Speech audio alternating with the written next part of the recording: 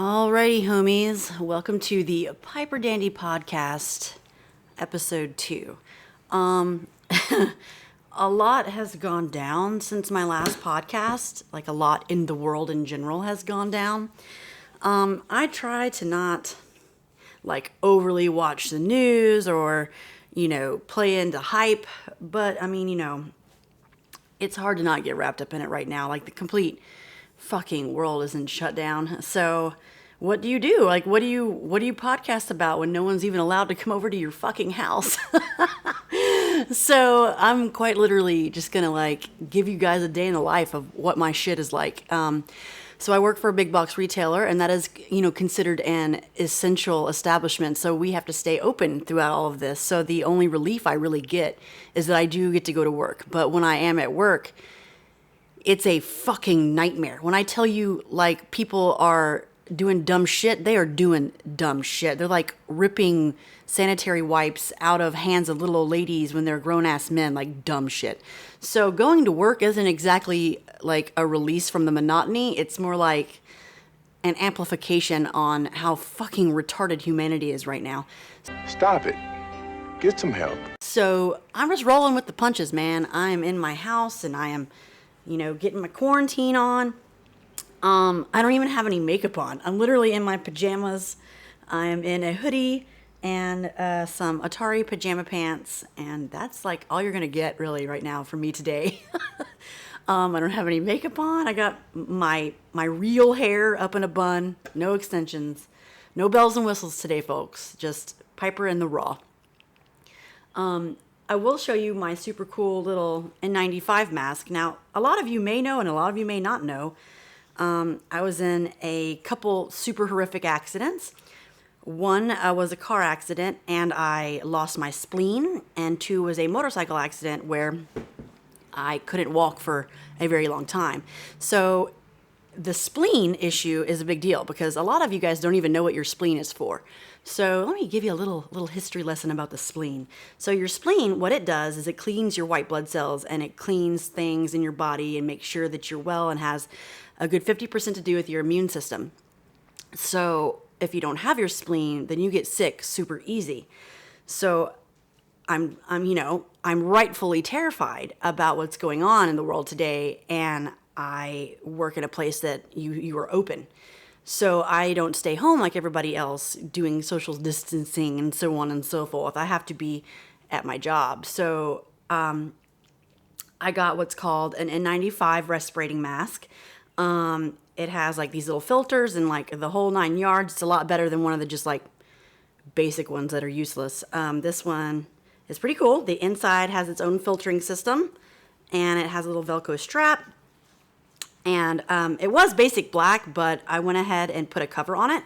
So I have a little Star Trek cover that, because even though we're all a little worried about what may happen, I still have to put my personality on things, right? So I thought it was super cute, and I get to work with it yesterday. This is what it looks like on. I get to work with it yesterday, and this chick at work, bless her adorable heart, was trying to give me a compliment and instead made me want to commit suicide. She was like, "So, oh my God, that mask is so cute." I was like, "Oh, thanks." I made the cover myself. I was like, "But the mask itself, you can buy." I was like, "You can't buy them now, but you can usually buy them." And it's called an N95 respirator mask. And she's like, "Oh, it's so cyber goth." And I was like,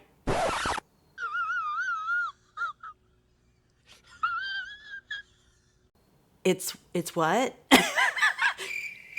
It's what?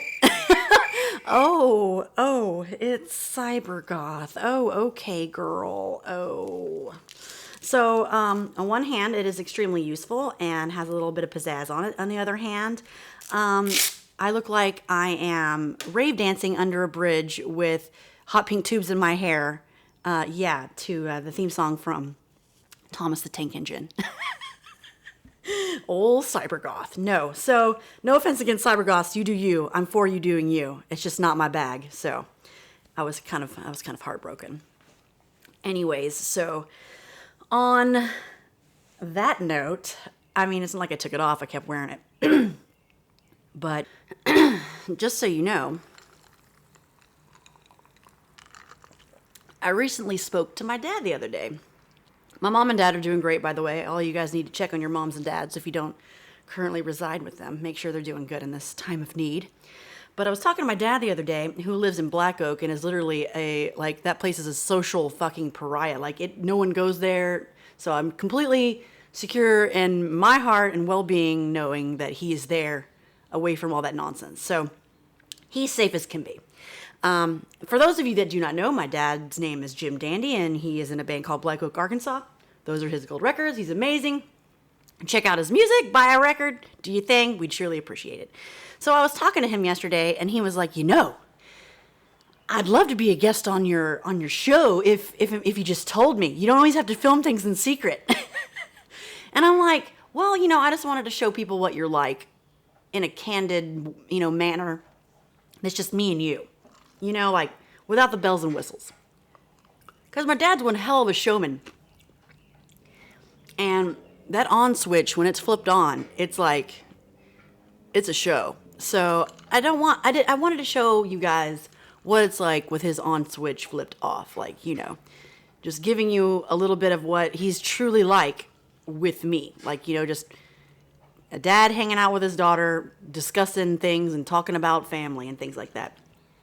I just wanted to give you guys a little tidbit of that. So whenever he said, hey, I'd be a guest on your show, I was like, well, fuck yeah. So after the contagion is over, I'm happy to announce that my dad, Jim Dandy, will be a guest on my podcast. So I'm pretty excited about that. Depending on how long this insanity lasts, I don't want to risk his health by having him come into Memphis to visit with me or, mess with any quarantine or social distancing rules.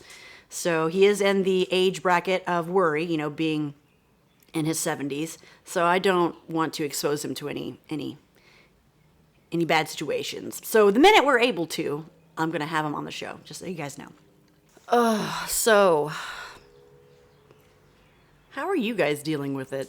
Because to me, I have no gray areas. So I'm either a severe extrovert or a severe introvert. And in my 20s and early 30s, I was extrovert AF.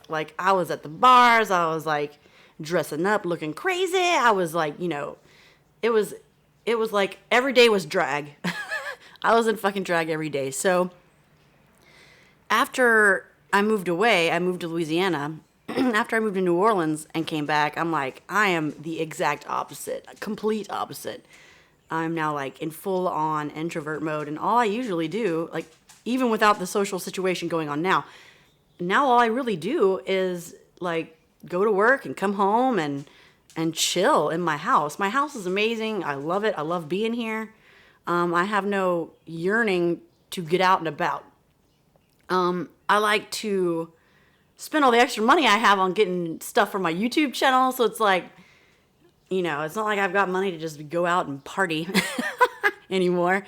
I don't oppose getting out, but I just don't do it anywhere near as much as I used to.